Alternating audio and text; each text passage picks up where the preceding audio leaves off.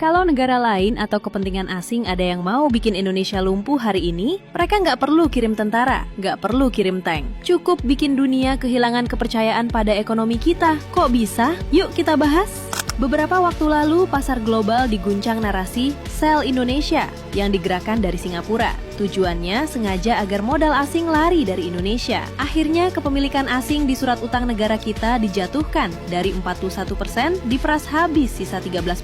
Efeknya, rupiah tertekan hingga mencapai Rp18.000 dan investasi mau dihambat masuk ke Indonesia. Kenapa kita diserang? Karena Indonesia mulai berani mengubah aturan main tata kelola sumber daya alam. Akibatnya, asing nggak terima dan oligarki marah keserakahannya dihentikan. Ibaratnya kita punya kebun durian paling besar di kampung. Tanahnya punya kita, yang menanam orang kita, tapi pas panen daging buahnya dimakan asing, kita cuma dikasih kulit dan durinya. Aneh kan?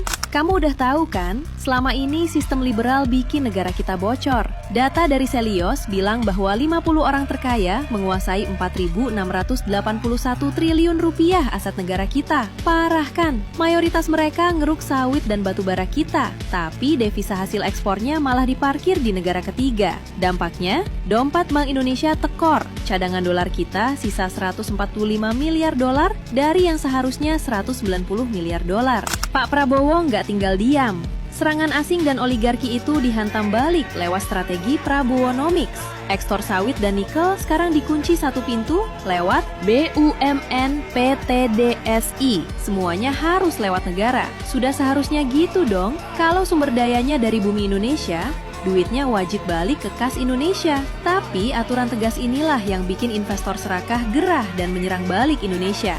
Sayangnya lagi, oposisi kita kurang nasionalis dan ikut-ikutan menikmati agenda asing ini. Dan para mahasiswa kita nggak pernah mau cek data dan diajak diskusi untuk ngebahas ini. Jadi pertarungan hari ini bukan cuma soal kurs rupiah, tapi soal harga diri bangsa. Kalau tambangnya Indonesia, kalau lautnya Indonesia, kenapa yang kaya duluan harus orang luar? Asing mau kita menyerah, tapi kita pilih lawan lewat narasi Buy Indonesia untuk memperkuat rupiah. Kalian di barisan mana? Asing atau Indonesia? Tulis pendapat kalian di kolom komentar.